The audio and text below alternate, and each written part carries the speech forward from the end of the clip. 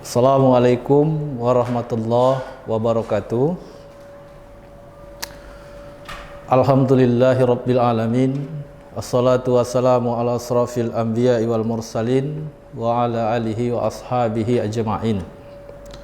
Amma ba'du. Bersyukur kita kehadirat Allah Subhanahu wa taala pada hari ini kita masih diberikan kesehatan, kekuatan langkah kaki untuk berjalan dalam menopang tubuh kita, tentunya di setiap aktivitas dan hal-hal lain yang kesemuanya itu datang dari Allah yang patut kita syukuri, karena kesemuanya itu merupakan nikmat yang amat berharga yang masih bisa kita rasakan hingga detik yang berbahagia ini. Salawat salam senantiasa tercurah pada Nabi kita Muhammad sallallahu alaihi wasallam, Nabi yang diutus oleh Allah ke muka bumi ini untuk menyempurnakan akhlak manusia, Nabi yang menyebarluaskan agama Islam dari hanya beliau sendiri yang mengetahuinya hingga seluruh dunia mengakuinya sampai saat sekarang ini. Berbicara masalah Islam itu sendiri, setidaknya saya mengibaratkan seperti seorang petani yang menanam sebuah batang pisang, yang awalnya petani itu hanya menyiapkan lubang pada tanah di mana batang pisang itu ingin ditanam. Setelah lubang itu disiapkan, maka petani tersebut mengambil satu bongkah anak pisang yang kemudian diletakkan pada lubang yang sudah disediakan. Seiring berjalannya waktu, maka batang pisang itu pun tumbuh subur hingga besar. Di saat tumbuhnya batang pisang itu, maka senantiasa keluarlah anak-anak dari sampingnya hingga membentuk sebuah rumpun yang tadinya hanya sebongkah anak pisang, kini dia sudah menjadi satu buah rumpun yang awalnya ditanam tadi akan berbuah, yang buahnya itu menimbulkan manfaat jika dimakan oleh setiap orang. Sejatinya begitu jugalah agama Islam itu. Agama Islam itu akan menjadi manfaat bagi setiap orang yang masuk ke dalamnya. Akan menjadi pelindung, akan menjadi penolong bagi setiap orang yang masuk ke dalamnya. Bismillahirrahmanirrahim. Ya ayyuhallazina amanu kutiba alaikumusiyam kama kutiba alal ladzina min qablik la'allakum tattaqun.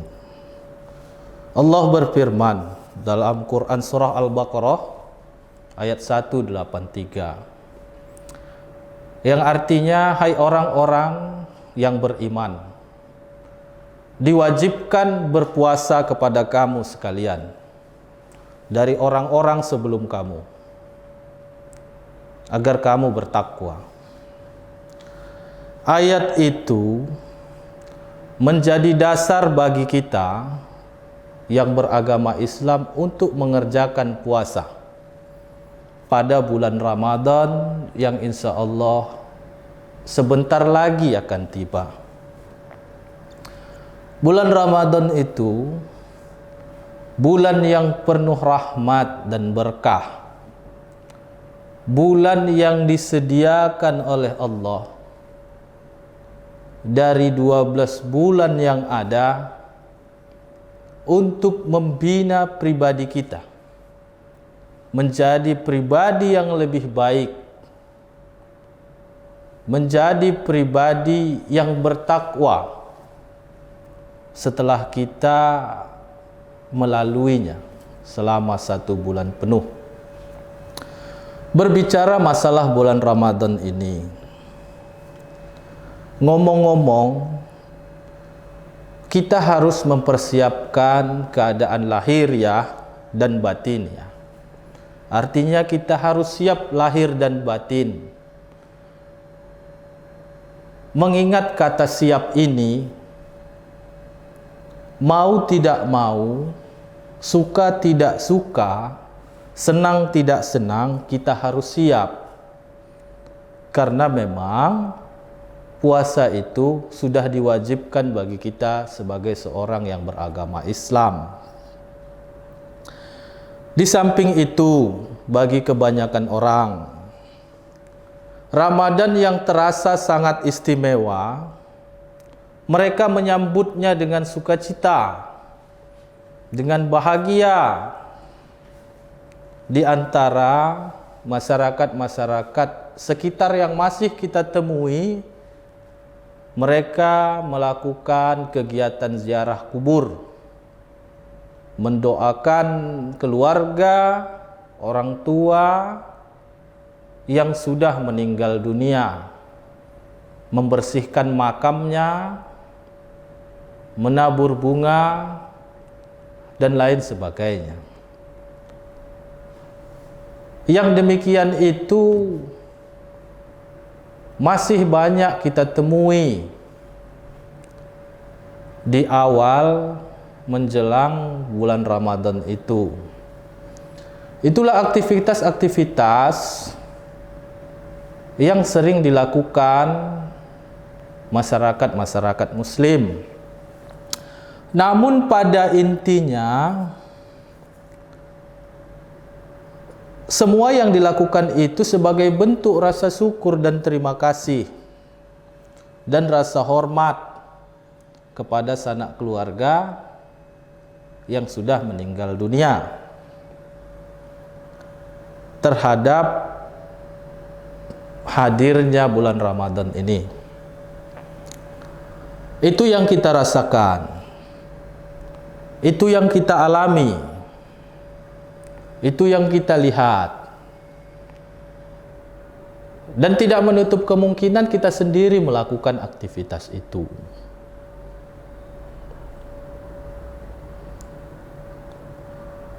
Selanjutnya, mengenai kesiapan lahir dan batin, bagi kita itu penting ketika hendak memasuki bulan suci Ramadan. Di antara kesiapan lahiriah yang masih banyak dilakukan adalah ketika menjelang bulan Ramadan, ketika menjelang bulan suci Ramadan, kita sudah berpikir tentang menu makanan yang akan kita makan, baik ketika berbuka puasa maupun ketika makan sahur. Tidak sedikit juga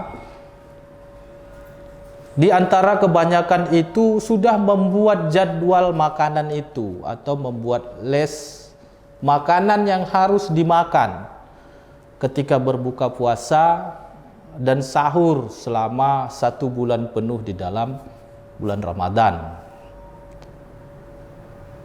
Terlebih lagi bagi sebuah keluarga yang anak-anaknya masih beranjak besar untuk membangun niat dan semangat untuk mengerjakan ibadah puasa itu menjadi penting.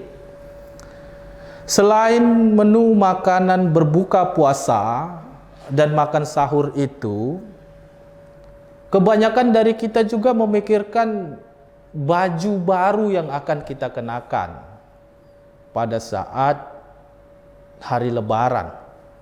Setelah 1 bulan penuh kita mengerjakan ibadah puasa. Itu seringkali terdengar. Bahkan sebelum masuk bulan Ramadan itu kita sudah berpikir baju apa nanti yang akan kita belikan untuk anak kita. Apa yang harus kita kasihkan ke anak kita sehingga anak kita itu semangat. Atau mungkin diri kita sendiri itu. Lebaran nanti pakai baju apa ya? Pakai gamis apa bagi yang cewek? Pakai jilbab, dan yang laki-laki pakai baju koko atau batik dan lainnya. Itu terpikir dan itu juga sudah dipersiapkan. Di samping yang kedua itu ada yang tidak kalah penting, yaitu kue raya atau kue Lebaran. Di kalangan emak-emak, belum lagi kita masuk ke dalam bulan suci Ramadan, dia sudah berpikir, wah nanti kita bikin kue hari raya apa itu. Apakah kita harus buat sendiri? Apakah kita harus beli saja? Atau kita nempah saja? Atau kita nitip saja? Itu juga sudah dipikirkan sebelum kita memasuki puasa Ramadan itu. Aktivitas lain yang dapat kita lihat, walau tidak secara keseluruhan, adalah mengecat rumah. Banyak masyarakat atau tetangga kita sendiri itu mengganti cat rumahnya agar terlihat lebih cantik, lebih bersih, lebih semarak. Aktivitas-aktivitas yang demikian itu selalu dikerjakan, selalu dipikirkan ketika hendak memasuki bulan suci Ramadan. Tapi perlu kita ketahui, aktivitas yang demikian tadi itu hanya aktivitas yang sifatnya lahiriah, yang sifatnya lahir, bukan batiniah. Sementara kita harus menyiapkan lahir dan batin untuk memasuki bulan Ramadan yang penuh berkah itu. Bulan Ramadan yang mulia itu. Kesiapan lahir batin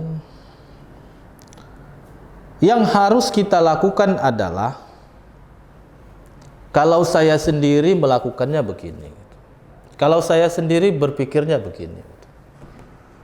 Untuk membangun kesiapan batiniah atau batin kita ketika hendak memasuki puasa Ramadan itu, kita harus menjadi orang yang luar biasa. Kita harus menjadi orang yang luar biasa. Bukan menjadi orang yang biasa aja. Jadilah orang yang luar biasa. Jangan pernah jadi orang yang biasa aja.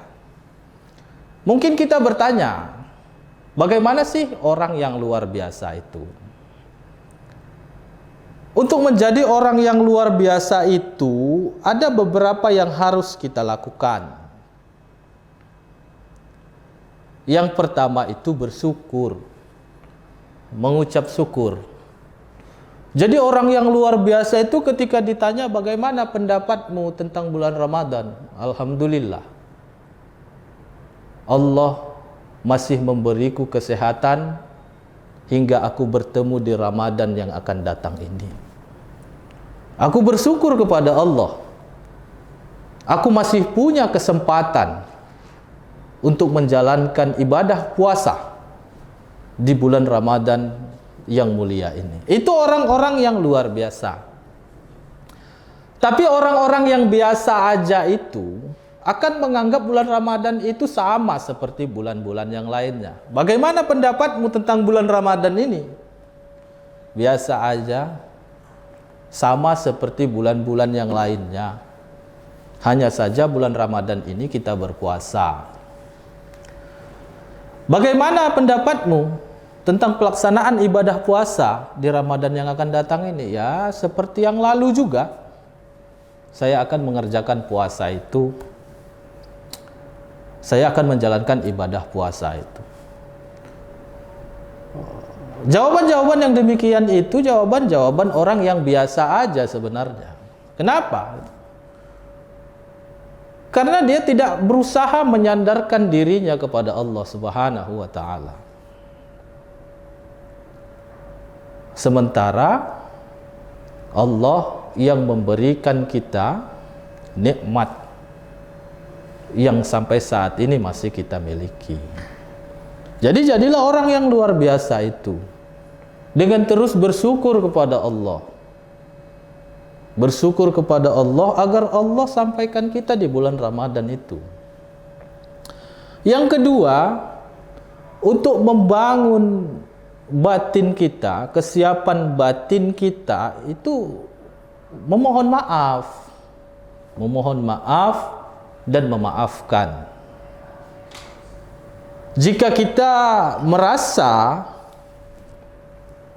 punya satu kesalahan atau punya masalah pada orang-orang di sekitar kita, keluarga, orang tua, saudara, kawan bekerja, dan yang lainnya,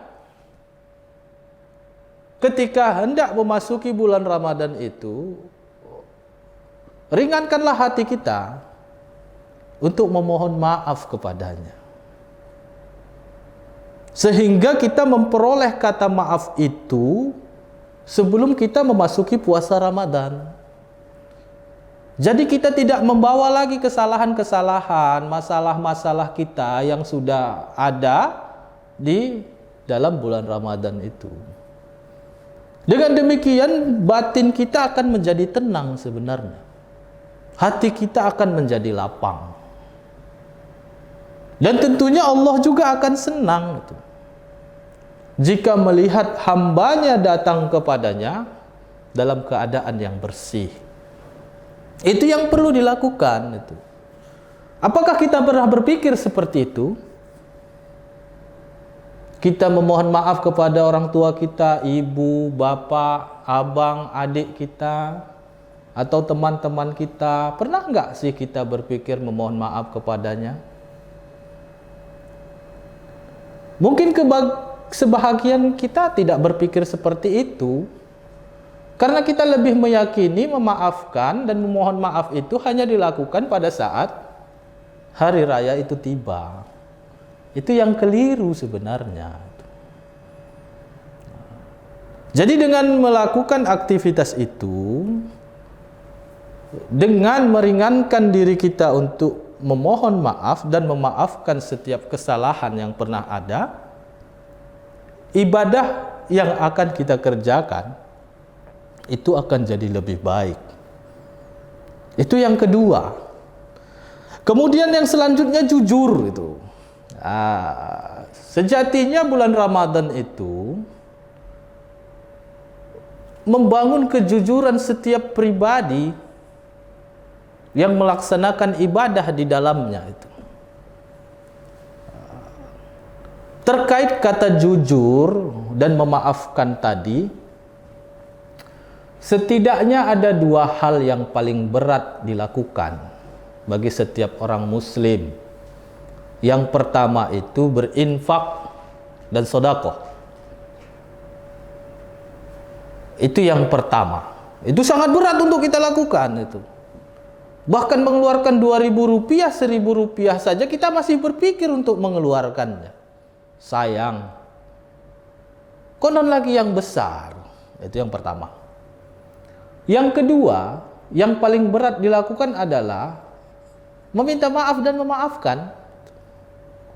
Itu sangat sulit dilakukan, apalagi kebenaran kita yang lebih tua usianya. Kita kebenaran punya salah kepada kawan kita atau orang yang lebih muda usianya. Katakanlah kita kepada adik kita sendiri itu. kita merasa enggan atau malu atau gengsi untuk mengucapkan kata mohon maaf, mohon dimaafkan atas segala kesalahan, sehingga ketika kita masuk ke bulan Ramadan ini benar-benar bersih. Itu sangat berat untuk dilakukan itu. Di samping yang kedua itu, ada yang lebih berat sebenarnya. Apa yang lebih berat itu? Jujur. Jujur. Menjujurkan diri. Apakah kita sudah benar-benar memohon maaf? Atau apakah kita sudah benar-benar memaafkannya? Itu yang berat itu. Kenapa demikian?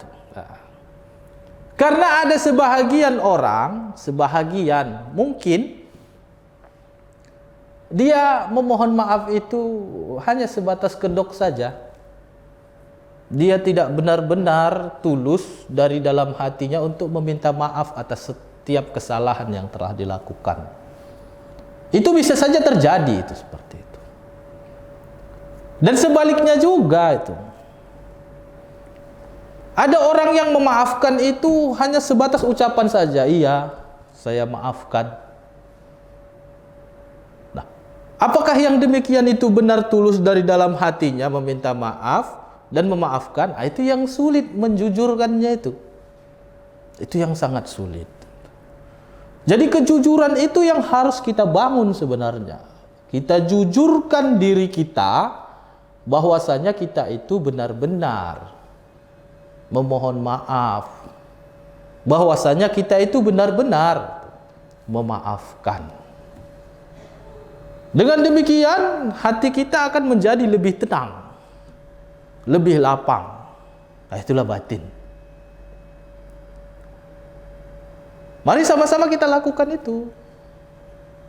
Agar ibadah puasa Ramadan yang kita kerjakan nanti itu mendapat nilai yang lebih baik. Setelah jujur, yang perlu kita bangun adalah ikhlas. Ikhlas ini satu kata yang sangat ringan, tapi terasa sangat sulit untuk diterapkan, untuk diaplikasikan dalam kehidupan sehari-hari. Setelah kita menjujurkan diri kita untuk memohon maaf, menjujurkan diri kita memberi maaf kepada orang lain, maka kita ikhlaskan itu. Maka kita ikhlaskan itu. Ikhlas itu tumbuh dan berkembang. Ikhlas itu berarti melupakan. Ikhlas itu berarti tidak mengingat. Artinya semua kesalahan-kesalahan yang sudah kita lakukan, kita mohon maaf, kita memaafkan, maka kita ikhlaskan itu. Jangan lagi diingat-ingat. Itulah ikhlas. Jika kita bisa membangun itu dalam diri kita, maka kita menjadi pribadi yang lebih baik sebenarnya. Disitulah kesiapan batin itu. Karena banyak sekali orang meminta maaf, memaafkan, sudahlah tak jujur, tak ikhlas lagi. Malah ada sebahagian orang itu yang menyandarkan kata Allah juga di dalamnya. Insya Allah ikhlas. Insya Allah saya maafkan. Insya Allah saya akan ikhlas. Yang sebenarnya pribadi itu mengerti bahwasanya dia tidak pernah bisa merasa ikhlas itu. Itu juga satu hal yang kurang baik itu. Kan yang mengerti diri kita itu baik atau tidak, jujur atau tidak, benar-benar ikhlas atau tidak, kita sendiri itu. Lah bagaimana mungkin kita bisa mengatakan insya Allah ikhlas sementara kita tahu kita itu tidak ikhlas. Itu yang harus dibangun itu. Sulit. membangunnya? Iya, sulit.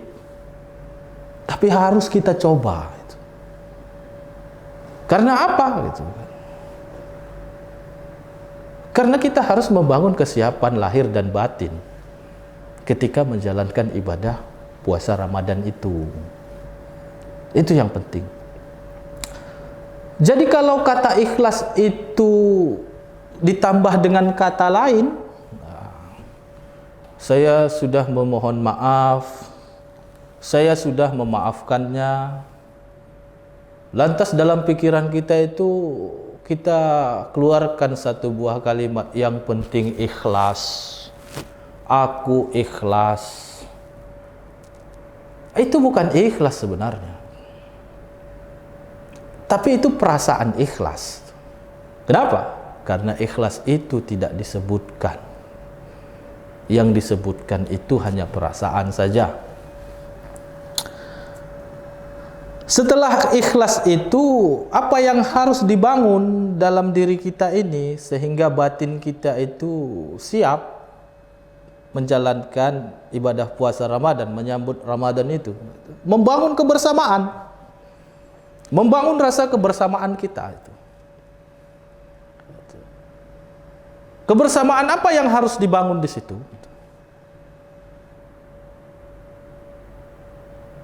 Kita manusia ini diciptakan semuanya sama. Tidak ada bedanya.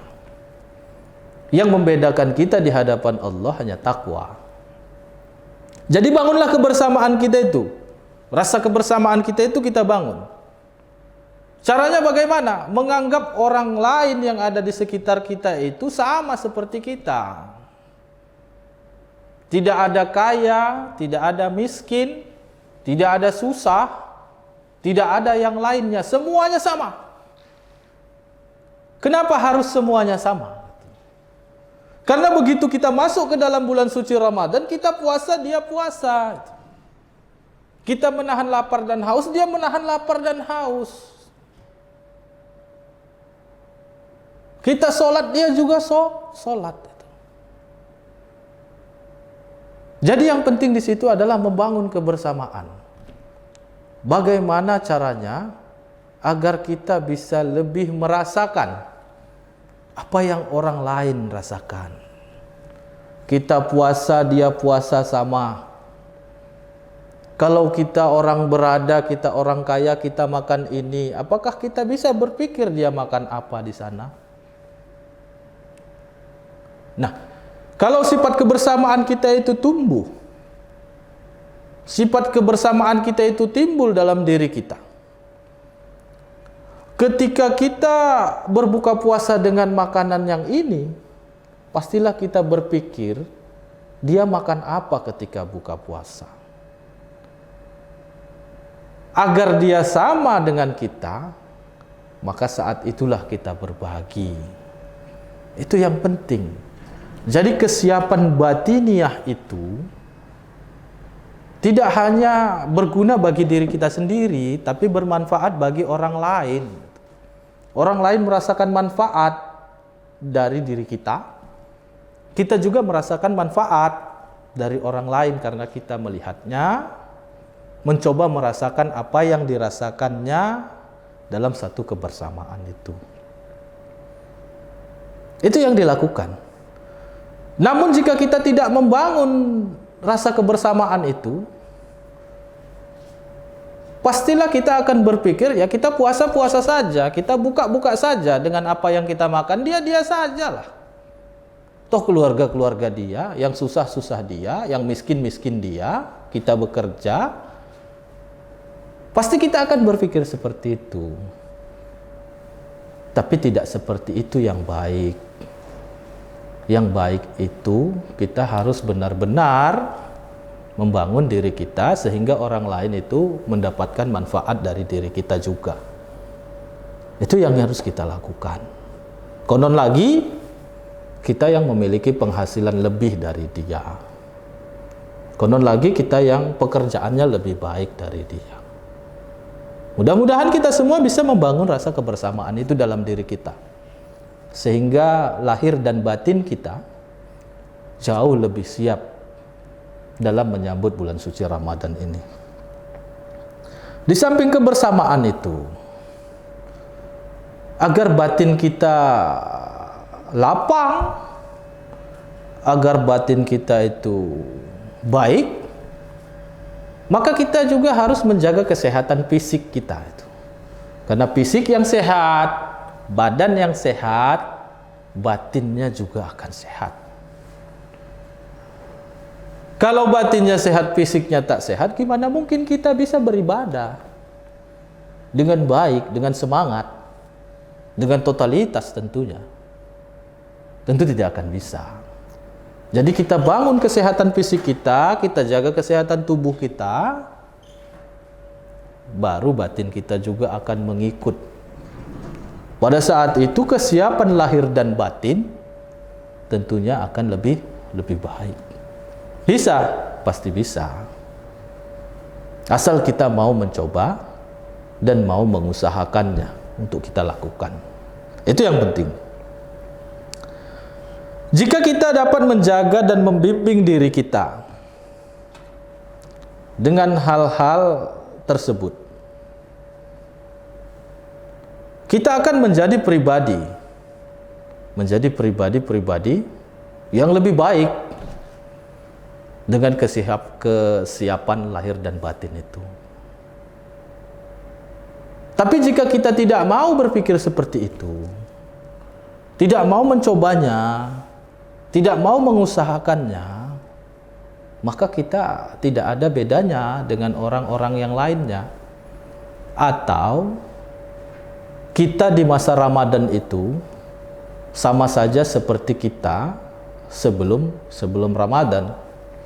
Padahal Allah sudah siapkan satu bulan yang mulia itu bagi kita yang beragama Islam. Di samping kesiapan lahir dan batin yang harus dibangun itu, lahir batin kita akan menjadi mantap. Lahir dan batin kita akan menjadi mantap jika kita berusaha menjaga diri kita dan menjauhkan kita dari hal-hal lain yang mungkin orang lain anggap penting. Apa hal-hal lain yang dianggap orang penting itu? Hal-hal lain yang dianggap orang penting itu adalah asumsi tidurnya orang yang berpuasa itu adalah ibadah. Sebahagiannya meyakini itu. Sehingga dia ketika bangun sahur, sholat subuh, habis sholat subuh dia tidur lagi. Bangun zuhur. Habis zuhur dia tidur lagi, bangun asar. Habis asar dia bangun lagi hingga menjelang berbuka. Bahkan ada juga yang tidur sehabis subuh sampai waktu asar. Zuhurnya lewat. Terus kebaikannya itu di mana? Hal-hal itu yang harus kita jauhkan. Hal-hal itu yang harus kita hindarkan dari dalam diri kita. Memang ada hadis yang mengatakan tidurnya orang berpuasa itu adalah ibadah. Itu sebagian diyakini orang.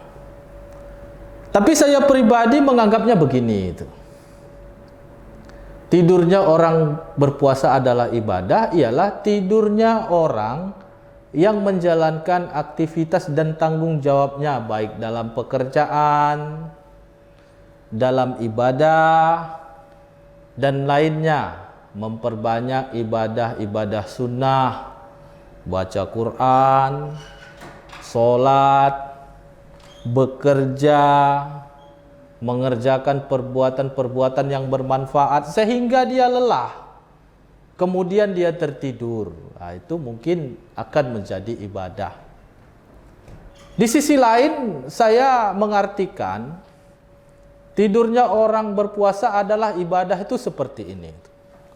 Jika tangan saya ini bergerak, berarti tangan saya ini bangun. Jika tangan saya ini diam, berarti tangan saya ini tidur. Jika mulut saya ini ngomel terus, nyerocos terus, merepet terus, berarti mulut saya ini bangun. Jika mulut saya ini diam, berarti mulut saya sedang tidur. Jadi saya mengartikannya begini, tidurnya orang berpuasa adalah ibadah itu orang-orang yang menidurkan aktivitas tubuh yang tidak penting. Tidur menidurkan aktivitas tubuh yang tidak penting. Contohnya, jika sebelum puasa Ramadan itu kita suka ngomel-ngomel nggak jelas, merepet-merepet nggak jelas, nah begitu kita masuk bulan suci Ramadan, kita kurangilah repetan itu, kita kurangilah omelan itu. Sesama teman kita, ketika sebelum Ramadan kita suka mukul bahunya, jewer kupingnya, suka iseng kepadanya. Nah, ketika bulan Ramadan itu kita tidurkanlah aktivitas tangan itu dari hal-hal yang tidak penting. Itulah ibadah. Ketika sebelum Ramadan kita suka kelayapan itu, ke kafe, ke tempat-tempat ini yang memang nggak ada manfaatnya sama sekali itu. Maka ketika kita masuk bulan suci Ramadan, kurangi aktivitas itu. Mengurangi aktivitas tubuh atau badan dari kegiatan-kegiatan yang tidak penting, yang sama sekali tidak ada manfaatnya, itu berarti menidurkan tubuh. Disitulah tidurnya orang yang berpuasa dinilai ibadah, dan menggantinya dengan aktivitas-aktivitas yang bernilai ibadah, baca Quran, berzikir, bersolawat, dan lain sebagainya. Jadi bukan tidur dari pagi hingga sore, tidur dari pagi bangun zuhur, tidur lagi bangun asar, bukan seperti itu. Apalagi sampai ngences-ngences di teras masjid.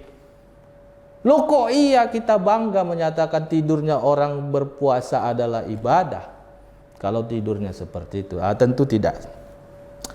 Kemudian kita menahan diri dan menjauhkan diri kita dari aktivitas yang tidak penting yang kedua, yaitu sering disebutkan orang-orang sekarang itu JJS. Jalan-jalan subuh, jalan-jalan sore. Lo mau ngapain kita itu? Toh nggak ada gunanya juga. Jalan-jalan subuh kita melihat-lihat, mungkin yang kita lihat nanti tidak baik, kan akan berakibat dan berimbas pada ibadah yang akan kita lakukan. Yang tren belakangan ini atau dari tahun-tahun yang lalu main petasan gitu. Main petasan itu tidak hanya anak-anak, remaja, anak sekolah tingkat SMP, SMA, bahkan yang dewasa pun main petasan. Lu apa gunanya itu? Nah, jadi kesiapan lahir dan batin itu akan lebih mantap, akan lebih matang, akan lebih baik jika kita berusaha menjauhkan diri kita dari kegiatan-kegiatan yang demikian itu. Itu yang perlu kita lakukan itu.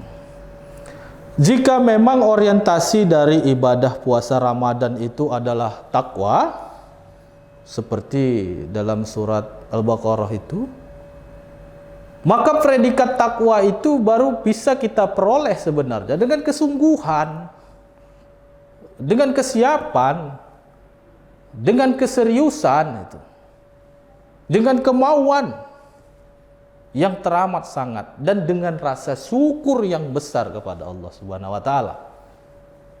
Jika tidak, kita tidak bisa dapat predikat takwa itu. Kan begitu itu. Wasari'u ilal maghfiratin min rabbikum wa jannatin arduhas samawati wal ard uiddat lil muttaqin.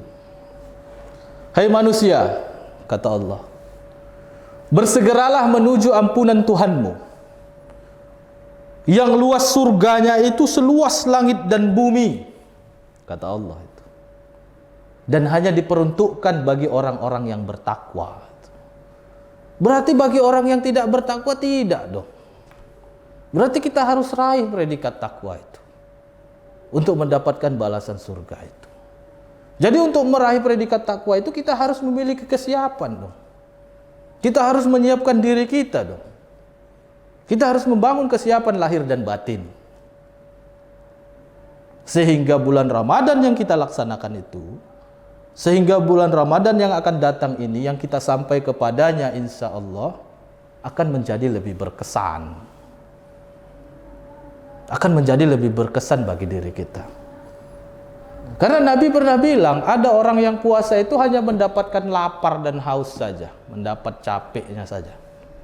Nggak ada nilai ibadahnya. Orang-orang yang mendapatkan itu tentunya orang-orang yang tidak memiliki kesiapan. Orang-orang yang menganggap semuanya itu biasa saja. Itu sebab di awal tadi saya katakan, untuk membangun kesiapan lahir dan batin itu, kita harus menjadi pribadi yang luar biasa, bukan menjadi pribadi yang biasa aja. Kita harus menjadi pribadi yang luar biasa. Itu yang kita harus lakukan. Berkata manusia dengan yang baik, tidak sedikit orang terluka. Banyak manusia berbuat baik hanya karena nafsu semata. Nafsu berada dalam diri, berasal dari hati. Tingkatkan iman dalam diri untuk belenggu nafsu yang mungkin merajai hati. Nasrun minallah wa fathun qarib wa basiril mu'minin. Wassalamualaikum warahmatullahi wabarakatuh.